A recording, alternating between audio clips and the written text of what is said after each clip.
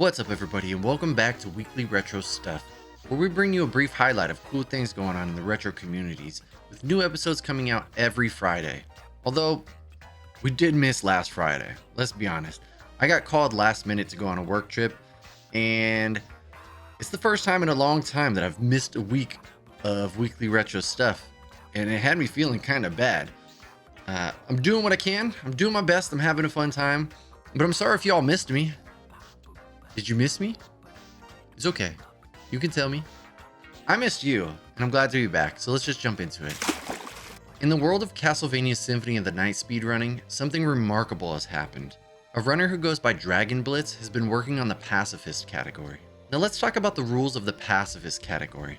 The goal is to finish the game with 0 XP and 0 kills. Yet no kills, that includes the bosses. The only rule for Pacifist is beat the game with 0 kills recorded in the in-game menu. Achieving this requires the clever utilization of a technique called revenge tech on several of the bosses. This should work, right? Nice. That right there is called a revenge tech. I didn't gain any experience from Slugger and Gaibon dying. You have to have multiple hitboxes hitting the enemy at the same time as your hitbox being inside of the enemy at the same time. So Alucard's entire hitbox has to fit inside of the enemy, and multiple hitboxes have to be hitting the enemy as they're dying. Revenge tech is when speedrunners manipulate the boss fights in specific ways to bypass the normal experience gain and eliminate the bosses without Alucard landing the final blow. By using this technique, Dragon Blitz and other players manage to defeat the bosses without Alucard gaining any experience or receiving credit for the kill. This often involves exploiting glitches or utilizing precise strategies to trigger the boss's defeat condition. And it doesn't count as a kill either, because I killed them in a very particular way. Or attacks that would grant experience points. The intricacies of revenge tech can vary depending on the specific boss encounters. Speedrunners spend countless hours studying the game's mechanics, glitches, and boss patterns to optimize their runs and achieve the fastest times in the Pacifist category. Dragon Blitz currently holds world records in 14 categories in Symphony of the Night, and now they can add one more. On Monday, June 19th, they titled their stream, "Getting World Record Today or Else." On the first attempt of the day while farming for the heart refresh, he encountered insane luck. Oh! However, the run took an unfortunate turn when he took a death at Medusa, causing him to abandon the run.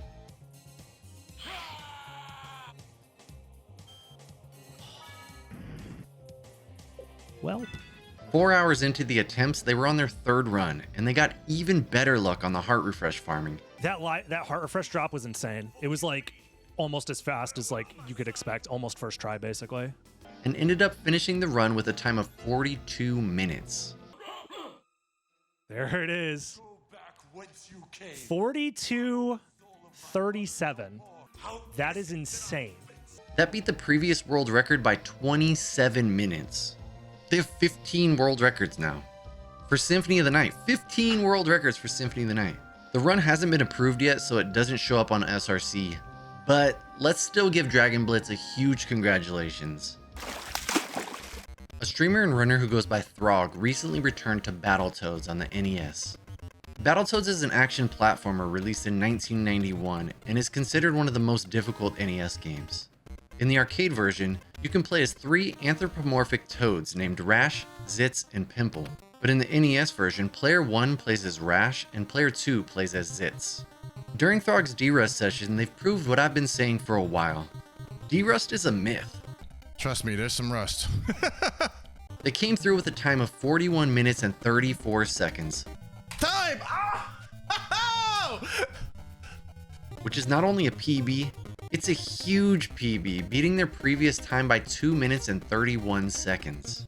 This has always been a run I'd like to learn. It's a game that I played as a kid, and I think my kid brain tells me that I beat the game, but my adult brain is like, your kid brain is probably a liar. So one day I'd like to sit down and learn this game and at least be able to beat it casually. What's a game that you never beat, but would love to learn to beat?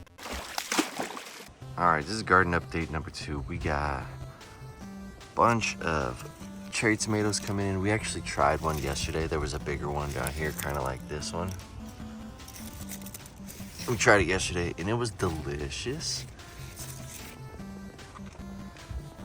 We got our jalapenos are coming in. Look at that beautiful jalapeno. I think it's the only one right now, though. Yeah. Oh, we got some babies. We'll see. All right, that's still the same. Basil's still looking basil-y. Cilantro bouncing back. Look at these. Look at these plants that just like grow directly in the way. How rude. Sweet potatoes. Sweet potatoes need a little water.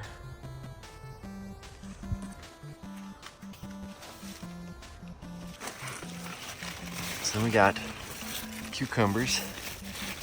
Our cucumber life. Got one here. Cucumbers are going full ham. They're delicious. You can see this big one. Yeah, that's a big one. That's a big one. That's a drip line.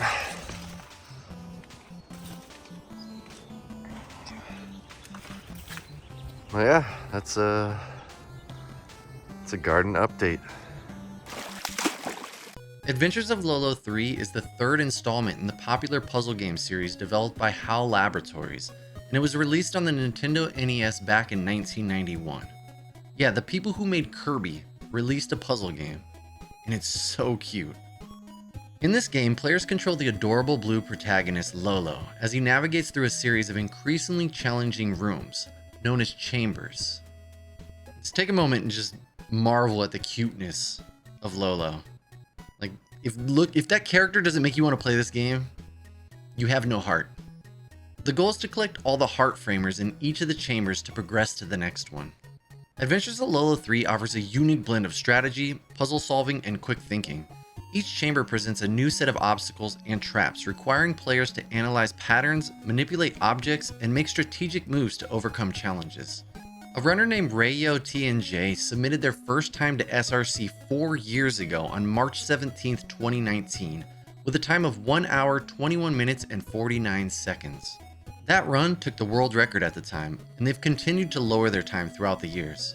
And on June 17, 2023, they did it again. There we go.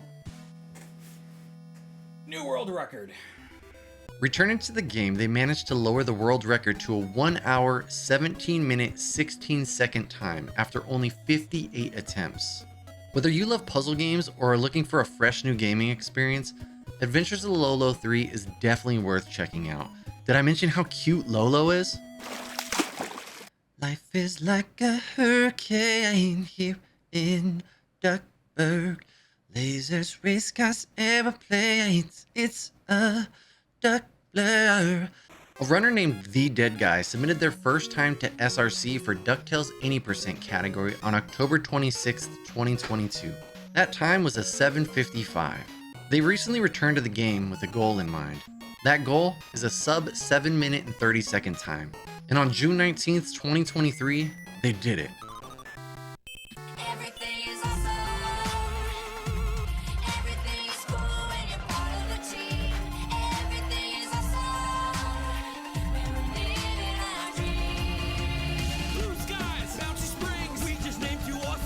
Their timer shows 7 minutes and 29 seconds, but the run was retimed to be a 7 minute and 28 second time.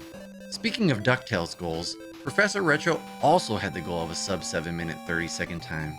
And on June 19th, 2023, they also got it. Oh shit.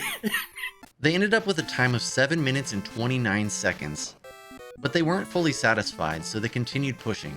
The very next day, on June 20th, they snagged a 7:28. Oh shit. Oh, we got a 7:28. It sounds like both runners are going to be focusing on other games for a bit, but I hope that they return to this at some point and try to lower their time. It's a really fun run to watch. This game and The Little Mermaid were two games that I played a lot growing up as a kid. I guess maybe I just really loved the Disney games. I did grow up watching a lot of Disney movies, but the games still hold up. They're super fun. They're like fun casual plays, but they're also really fun speed runs. So if you're looking to learn a speed run, I would consider picking up one of these two games. You really can't go wrong. And so who's going to be next to get the sub 7 minute 30 second time? It could be you. I sat down and started editing the video and realized I didn't do an outro. Felt weird. There was a part of me that was like, it doesn't need it, but then it seemed like a weird move just to not do it. So here we are. That was that. But that's what we got for you this week. My name is Stuff is Stuff, and this has been episode 41 of Weekly Retro Stuff.